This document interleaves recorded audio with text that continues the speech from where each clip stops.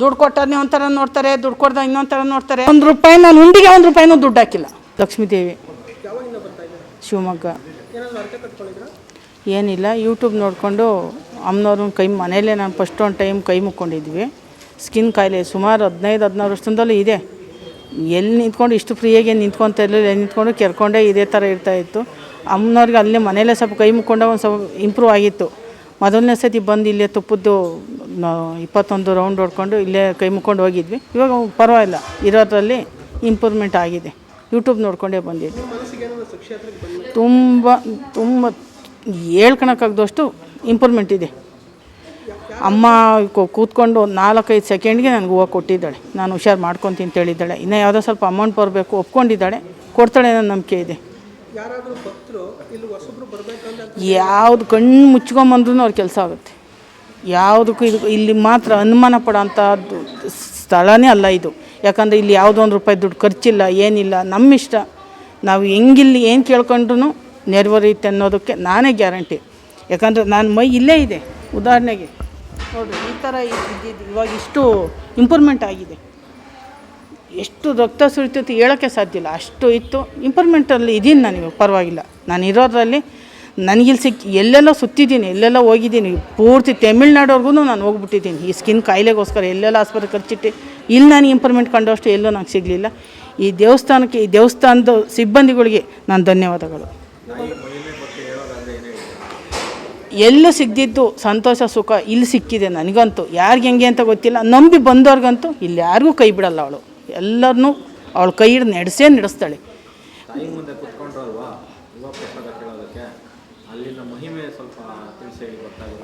ಅದನ್ನು ಹೇಳ್ಕೊಳೋಕ್ಕೆ ಸಾಧ್ಯನೇ ಇಲ್ಲ. ಅಷ್ಟು ಮೈ ರೋಮಾಂಚನ ಆಗುತ್ತೆ. ಅಷ್ಟೇ ನನಗೆ ಖುಷಿ ಇದೆ. ಕೂತ್ಕೊಂಡು 4-5 ಸೆಕೆಂಡ್ಗೆ ನನಗೆ ಹೂವು ಕೊಟ್ಟಿದ್ದಾಳೆ ಅಂದರೆ ಅವಳು ನಮ್ಮ ಮನಸ್ಸನ್ನ ಮುಟ್ಟಿದ್ದಾಳೆ. ನಾವು ಅವ್ರ ಮನಸ್ಸಿಗೆ ನಾವು ಮುಟ್ಟಬೇಕಲ್ವರ. ಅದು ಮುಟ್ಟಿರೇ ನಮ್ಮ ಮನಸ್ಸು ಶುದ್ಧವಾಗಿದ್ದರೆ ಪ್ರತಿಯೊಂದು ಇಲ್ಲಿ ನಡೆಯುತ್ತೆ. ನಾವು ಅದನ್ನು ಹೊಂದ್ಕೊಂಡು ಬರಬೇಕು. ಅದಾಗುತ್ತೋ ಬಿಡುತ್ತೋ ಅದು ಅವ್ರ ಮಾತು ಕೇಳ್ದು ಇವ್ರ ಅಕ್ತರ್ಪಕ್ತರನ್ನು ತಿಳ್ಕೊಬಾರ್ದು. ನಮ್ಮ ಮನಸ್ಫೂರ್ತಿಯನ್ನು ನಾವು ತಿಳ್ಕೊಂಡು ಕೂತ್ಕೋಬೇಕು. ನಮ್ಗೆ ಆಗುತ್ತೆ ಕೆಲಸ ಅಂತ ಕೂತ್ಕೋಬೇಕು.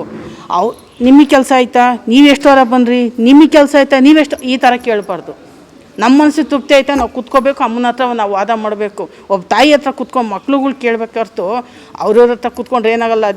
ಜನ ನಂಬಿ ಕೆಟ್ಟಿದ್ರಲ್ಲಿ ನಾನು ಇದ್ದೀನಿ. ಇಲ್ಲಿ ಎಷ್ಟೋ ಕಳ್ಕೊಂಬಿಟ್ಟಿದ್ದೀನಿ. ಇವ್ರ ಹತ್ರ ನಾನು ಸಿಕ್ಕಿದಷ್ಟು ಖುಷಿ, ಇಲ್ಲಿ ಸಿಕ್ಕಿದಷ್ಟು ನೆಮ್ಮದಿ ನನಗೆಲ್ಲೂ ಸಿಕ್ಕಿಲ್ಲ. ಅಷ್ಟು ನೆಮ್ಮದಿ ಇಲ್ಲಂತೂ ನಂಗೆ ಸಿಕ್ಕಿದೆ. ಇಷ್ಟಂತೂ ಹೇಳಬಲ್ಲೆ. ಯಾರು ಬೇಕಾದ್ರೂ ಬರ್ಬೋದು, ಏನೇ ಕೇಳಿದ್ರು ಇಲ್ಲಿ ನನಗೆ ಸಿಗುತ್ತೆ. ಪ್ರತಿಯೊಂದು ನನಗೆ ಸಿಕ್ಕಿದೆ ಅಂದಮೇಲೆ ಬರೋರಿಗೂ ಸಿಗುತ್ತೆ. ನಂಬಿ ಬರಬೇಕು, ನಂಬಿಕೆ ಇಲ್ದೇ ಬರಬಾರ್ದು. ಮೇಲೊಂದು ಮನಸ್ಸು ಇಟ್ಕೊಂಡು ಅಲ್ಲಿ ಎಲ್ಲೆಲ್ಲ ಹೋಗಿದ್ದೀವಿ, ಅಲ್ಲೂ ಒಂದು ಟೈಮ್ ಹೋಗಿ ಬಂದ್ಬಿಡ ಅಂದ್ಕೊಂಡು ಬರಬಾರ್ದು. ಪ್ರತಿಯೊಂದು ಸಿಕ್ಕೇ ಸಿಗುತ್ತೆ. ನಾವು ನಂಬ್ಕೊಂಬಂದ್ರೆ, ನಂಬಿಲ್ಲ ಅಂದ್ರೆ ಏನೂ ಸಿಗಲ್ಲ. ಅಷ್ಟು ನಂಬಿಕೆ. ಈ ಉದಾಹರಣೆ ಇಲ್ಲೇ ಇದೆ, ಕಣ್ಮುಂದೆನೇ ಇದೆ. ಏನು ಯಾರಿಗೂ ಇಲ್ಲೇನು ದುಡ್ಡು ಕೊಟ್ಟು ಯಾರಿಗೂ ಏನು ಹೇಳಿಸ್ತಾ ಇಲ್ಲ. ಯಾರಿಗೂ ನೀನು ಹೇಳಮ್ಮ ಏನೋ ಎಲ್ಲರಿಗೂ ಅನ್ನೋ ಪ್ರಚಾರ ಎಷ್ಟೋ ಇದೆ, ನೋಡಿದ್ದೀನಿ ನಾನು ಅನ್ನೋ ಪ್ರಶ್ನೆ ಇಲ್ಲೇ ಇದೆ, ಕಣ್ಮುಂದೆನೇ ಇದೆ. ಯಾರಿಗಿಲ್ಲೇನು ಕಣ್ಮುಚ್ಚೇನೋ ಏನೂ ಮಾಡ್ತಾಯಿಲ್ಲ.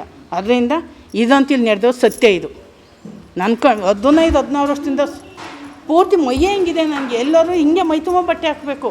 ಎಲ್ಲೂ ನಾನು ಬಟ್ಟೆ ಹಾಕೋಂಗೆ ಇಲ್ಲ. ಎಲ್ಲ ಒಂಥರ ನೋಡ್ತಾರೆ. 12 ಮನೆ ಕೆಲಸ ಮಾಡೋದು ನಾನು.